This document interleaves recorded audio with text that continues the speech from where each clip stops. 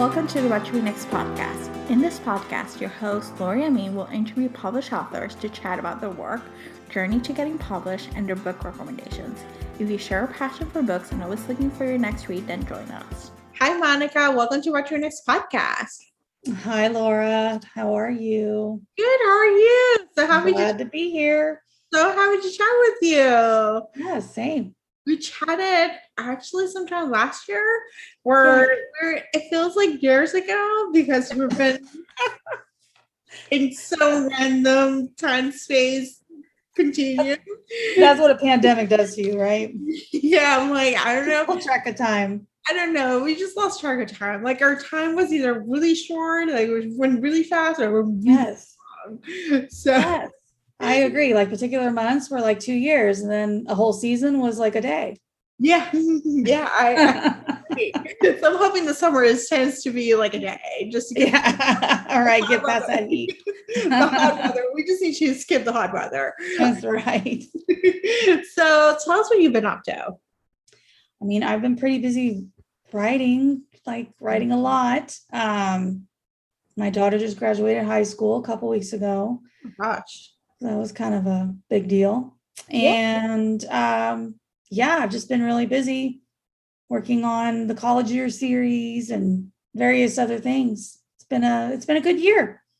It's been a good year for you. Yeah. So let's talk about the college years, because that's an offshoot from your Callahan's. Is that yes. Okay. Yeah, it's an offshoot of the Callahan series. And when I wrote the Callahans, it was about the Callahans, with the exception of the last book, but that's okay. He was a friend of the Callahans. And I decided, I wanted to give all the friend group give them a book each too. So I kicked off with the freshmen, of course, and it follows every year. It's the whole group, but then I will focus on a couple for, of course, one book. And so it's different couples for each year. So freshman was out in April. Sophomore just came out, and then the junior's out in September, and the senior's out in November. Okay. And so we should read them in order as opposed to out of order. I mean, you could read it out of order, but I would think that you should probably read it in order, only because you'll find out if you read the sophomore, then you already know who got together. If you start with the sophomore, you already know who got together in the freshman. Now, not a lot is revealed about their relationship. So it's not like ends on a cliffhanger or anything like that. Yeah. They're better in order. Yeah, I think it makes sense because you see the characters grow each year of college. You do. So what was like your research process of writing college age students, and seeing them grow over 4 years, I mean, some of it I based on my own experiences, even though I'm old and it's been a long time. My kids, they keep me young. My daughter's getting ready to go to college, and all of her friends. And then my youngest son, he's going to be a senior in high school this year. So, I've seen these kids grow up. And so it was kind of and with the Callahans, they were in high school. So that's why it was so easy to write high schoolers. I was surrounded by high schoolers. Mm-hmm. And now as my kids get older, I feel like my characters are getting older too. Like they're my kids, right? So anyway, I don't know. I didn't do a lot of research. I just kind of based it on what's going on around me. And it's been kind of fun to age up the group too. So yeah, I think it might be fun just to see the group age up. Like you see them like spend some time in this world and see them from high school to then college, and just and see them like, going to those relationships and just trying to figure out who they are. It's as an identity, Oh, totally. And, that's where I started, was writing new adult. So I like to be in a more youthful mindset, even as I get older, like I don't feel that much older, but I do like that. I like that time period where you are changing and you don't know exactly what to do yet. And you're a little unsure. What I've really worked on with this series and I did it with the Callahans too, but more so with this series, is how supportive the friend group is with each other. And I really focus on the guys. They have a bit of a bromance together. You know, they all have each other's backs and they take care of each other. And that's been really fun to explore. I really noticed it when I wrote the dating series last year. That was more about female friendships, and there was a really strong core female group in that series. I had a lot of readers who would say, I would love my friend group to be like that. And I really think that during the pandemic, we weren't with our friends as much. And so to play that up and to give readers a sense of a friend group, I think that really, touched a lot of readers. It helped me. It helped me pretend to, oh yeah, here's my little friend group that I'm going to hang out with today, right? Like we missed our friends. Yeah, I would tell you, I miss seeing my friends in real life. Like I saw one friend that I introduced myself when I moved to Chicago, like a year ago. I was like, you live in Chicago, I live in Chicago, let's be friends. And I finally saw her in real life like a couple of weeks ago, and it was like so nice to see friendship stuff. Like it's just really nice. And I've created internet friends who have like groups that have chats, text chats, and just like checking in and all different things. But it's just kind of like fun to like I miss those friends. Like I miss seeing friends who go for a happy hour, and like totally dating life or not dating life, Right. No, all of that. And so I think that helped me deal with not seeing, as many as my friends, all of us being on quarantine and whatnot. And so I thought, well, why not keep this up? So I did that with the dating series, and now I'm doing it with the guys in the college years. I mean, and the women in the series as well are also friends. They all become friends. So I just focus on that. That's like almost like a secondary characters, the friend group. Yeah, but I like friendships to be prominent. I think it's the one who's not in a romantic relationship, but it's strong friendships is like such a big part of my life. Like I like seeing women have that because there's something to be said. Like the romantic relationship can give you something, but it cannot give you the whole world. I totally agree. You get it from other places. You get it like from yourself. You get it from your friends. You get a sense of completeness, like from a whole different aspect. Like romance is not the only thing. Even though we want to read for romance, like there's so much, I totally agree with you. Yeah, and I think it's as an author, it can help you get to know the character a little bit better because how they interact with some other people, like how they new stressors, new ways, new ideas, like it can give you the person.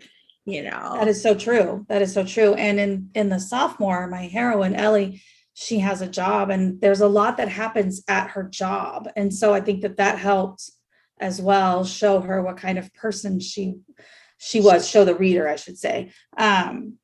So to explore that as well, like we are many faceted. We are not just out for the hot hero. You know what I mean? Well, that doesn't hurt. Yes, you're here for the but we're also looking at like in college you have classes, you got work, you got all the other stuff, you got friends, it's so much easier to make friends in college, and you're like an adult, right? So I used to work in college back in right after grad school. I ended up working at college for about 10 years, and so that was like a fun so I look back at new adult is just a reminder of my old career, like what I used to be like, because there's a lot of questions when you're in a college age.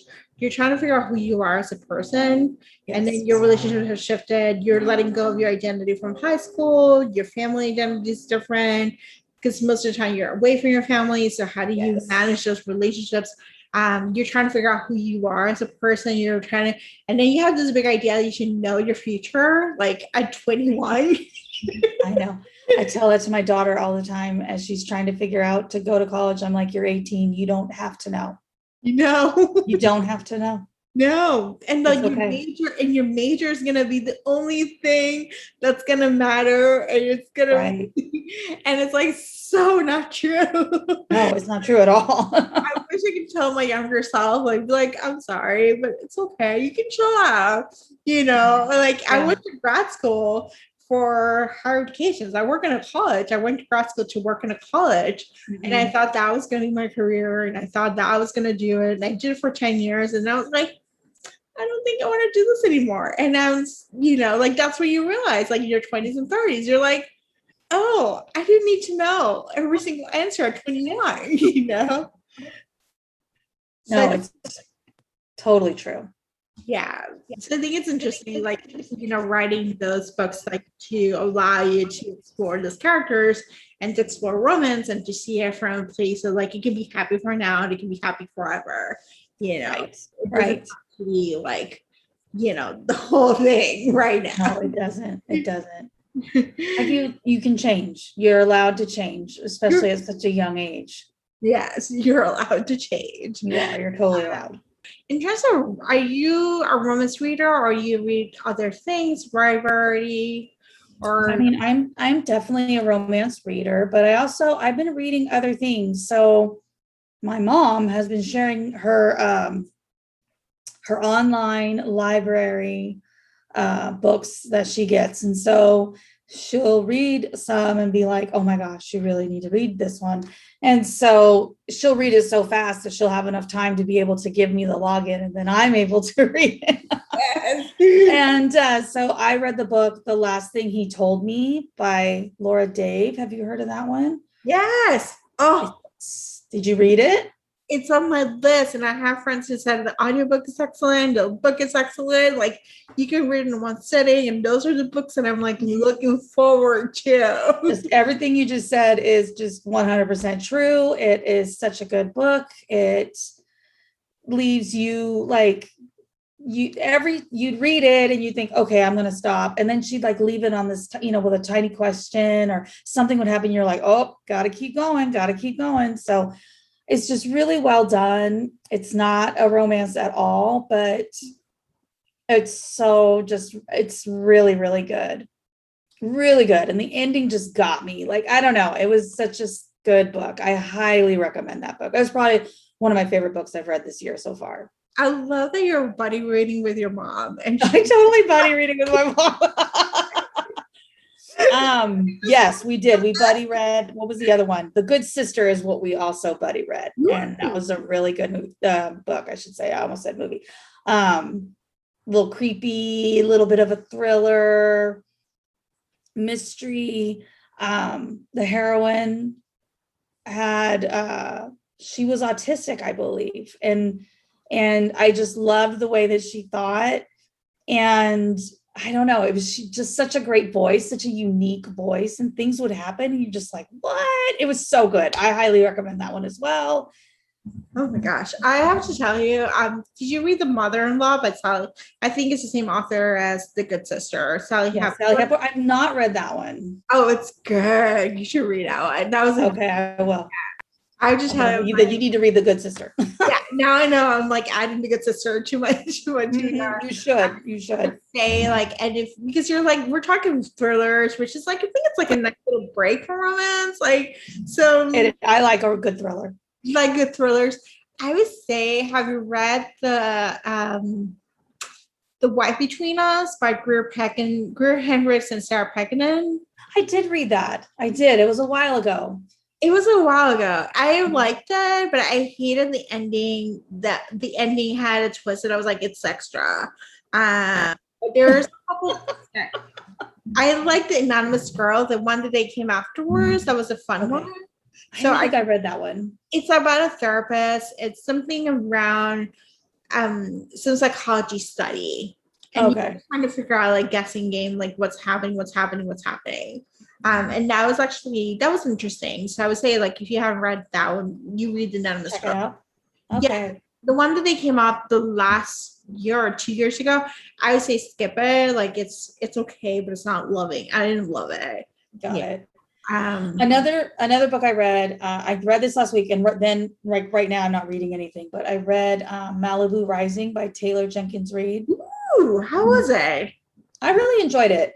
She started out kind of in her earlier books, women's fiction with a little bit of romance. She did a great job.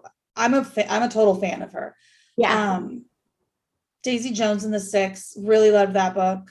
This one is more about a family, and it all happens basically on one day and night, but then you kind of go back in the past, and and get everybody's perspective. And I thought it was really well done. I really enjoyed it. Did you read Evelyn Hugo? Okay, that's the only one that I So you should have read not Evelyn read. I know I Hugo. have it on my Kindle. You know, you should read Evelyn Hugo because Mike Riva is one of the husbands of Evelyn Hugo. So you get to find Shut more, up. you get to find out a little bit more of that world. Yeah, she brought I had some, no idea. yeah, she has some Easter eggs. So yeah, she has 7 husbands. And Yes. it's a whole story about finding her love affair. And it's just like so good. So I'll have to read it. I know I have it on my Kindle, so I will read it. I had no idea he was in there. That is so great. He's not a main Right. character. There's 7 husbands. So we're right. There's a lot. but he's one of the husbands. That's why it's like that was like an Easter egg. And she was like, yeah, that Mike Riva. And you're like, which one? And you're like, oh, Evelyn Hugo. And like he's terrible. He's a bad dad. He's a bad guy. Yeah. So and I'm assuming like Daisy Jones, like she throws Easter eggs from her stories, like from the three stories, like Daisy Jones, there's like stuff mentioned there, and it's like they're all like connected in the world that she's I knew she kind of had some of her characters kind of spread over, but I did not know that about Evelyn Hugo and Mick Riva being one of her husbands. That's funny. I'll have to check it out. Yeah. For sure. Yes. Oh, so good. So I love these recommendations. I love that we're chatting about books that, as someone who's in a romance rod, I'm like, I'm going for the books that are like not romance related, like no romantic elements, but like just kind of like just enjoying like maybe some murder, some thrillers. Right, exactly. I mean, murders. As a writer, as a romance writer, you should read romance because you need to know what's popular and plus it just, I don't know. I mean, my first love was romance books, but I do like to change it up. I went through a YA stage. I've gone through major thriller stages where that's like all I want to read. But right now I feel like I'm doing a true variety. I'll do a romance. I'll do a a woman's fiction. I'll do a thriller. So what kind of YA do you read? Did you read like fantasy or like contemporary or? I am not big on fantasy. I want to be big on fantasy. Everybody loves fantasy. And I start reading it or I'll watch a fantasy movie and I'm just like, it's just not my thing. Like, I can't help it. I try. Yeah. It's just not my thing. Yeah, I'm the same way. I actually like I get books from publishers and I just tell them like I like if it's fantasy, it needs to be a complete series. Like I need to know all the books are out because I hate waiting for a year and I forget what happens. So like once you get invested in a year and then you like invest in the book, I know the world, and then it ends in a cliffhanger and then I have to wait. And then I forget. Totally. And traditional publishing is so difficult with the one book a year. That's why it's so great. Like Jennifer Armentrout is with is it Blue Box Press, and they're releasing so much faster, which the readers are so greedy to get those books. Yeah, such a smart move on all of their part because then everybody's happy because they get to finish the series relatively quickly. Yeah, I'm fine with 6 months, but I know like it takes time to write and it takes time to figure it out. Yes, and those books are long and complex. They are like all that world building. It's like something else. So yeah, so I mainly read YA the contemporaries. Same and here. They're like easy to just digest. They're like fun. They're just funny. They're interesting. They're more diverse. So it's like kind of like in different voices you get to hear. So it's kind of like fun. True. It's been a while. I've not read YA in a while. Like it was a few years ago when I went through the real heavy YA stage. Yeah. And I haven't read any in a while, but there's good ones out there. I know there are. There's some good ones. There always are. Yes. So Monica, tell us where you can find you online. You can find me on Facebook, Monica Murphy Author. I'm also have a reader group. I think it's just called Monica Murphy Reader Group. Instagram, Monica Murphy Author, and then website, monicamurphyauthor.com. Thank you, Monica, for being on the show. Oh, of course. Thank you again for having me. If you enjoyed this podcast, feel free to share with friends, subscribe, rate, and review the show. This is the easiest way to support the podcast. Today's episode's partner is Libra FM. If you're an audiobook listener, then you should add Libra FM as your go-to source for paid audiobooks. Libra FM makes it possible for you to buy audiobooks through your local bookstore. Memberships start at $14.95, and they also have great sales for women's audiobooks each month for $3.99, thanks to the Kiss Club. To sign up for Libra FM, please visit whattoreadnextblog.com/LibraFM. You will receive a free audiobook when you sign up for a monthly subscription. If you purchase a subscription through our link, you will be supporting the podcast at no cost to you. The What to Read Next podcast is part of the Frolic Podcast Network. Please visit frolic.media/podcast to discover new shows to tune in. Thank you so much for listening and have a great day.